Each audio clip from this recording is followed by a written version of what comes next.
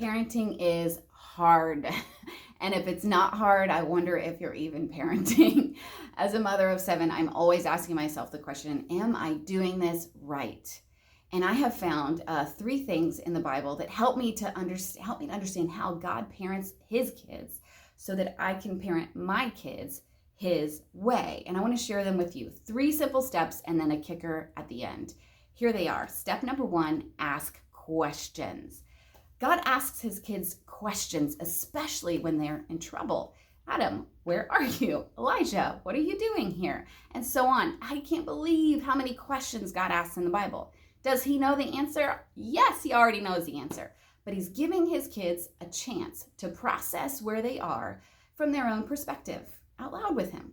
And we should do the same with our kids. Give them a chance to explain their situation from their perspective before we go on a big lecture. Number 2, use relatable illustrations. God didn't speak in God terms. He spoke in human terms to help them understand their situation. He used stories and parables and metaphors, things like weddings and farming and building, all these things that were normal and relatable for humans to help explain their situation in terms that were relatable to them. And so when we are parenting our kids, it's important that we're asking, can my kid even understand what I'm saying? How can I get creative in explaining this to them in a way that's age appropriate, depending on their maturity level and emotions and all of that? Use relatable illustrations. Number 3, give a clear path forward. Don't just leave them to feel guilty and that's the end of the conversation, but give a clear path forward. Often God would give a couple paths. Hey, if you stay on this path of sin, then here are the natural consequences. And I will give you over to those natural consequences so that you can come to the end of yourself and come back to me. But if you choose to be restored, here's your path to restoration. And God's will has always been to restore his kids back into his good graces. And our goal as parents should be to restore our kids back into our good graces, back into a clean slate. That doesn't mean the conversations are over and they have a clean slate. Sometimes it might mean giving them a chore to do, or giving them a community service project, or they write a letter of apology, or something like that.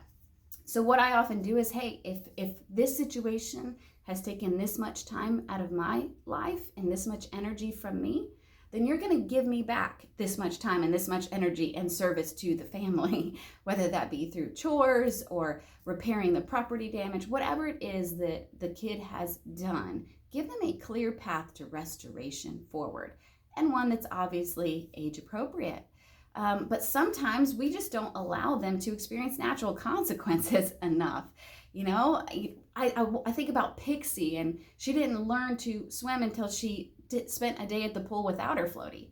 She didn't learn to skate until we pulled that little skate walker away from her, and she figured out how to keep her balance. And so oftentimes, these are silly illustrations, but oftentimes we don't allow the natural consequence to teach our kids some lessons because we're always wrapping them in proverbial bubble wrap, trying to protect them from all consequences. So I hope this has helped you, but remember that the kicker is you're not in this alone, and you serve a God who loves your kid more than you do, and he wants the best for that kid. He wants the best for your family, and he's there to support you and give you the strength and the patience and the wisdom that you need on a daily basis to parent God's way. So you're not in this alone, but remember, we serve a God of restoration. So he can not only restore your kids, but restore you as well. So if you feel like you have fallen too far back in this parenting journey, it is never too late to parent God's way. I hope this encourages you. God bless.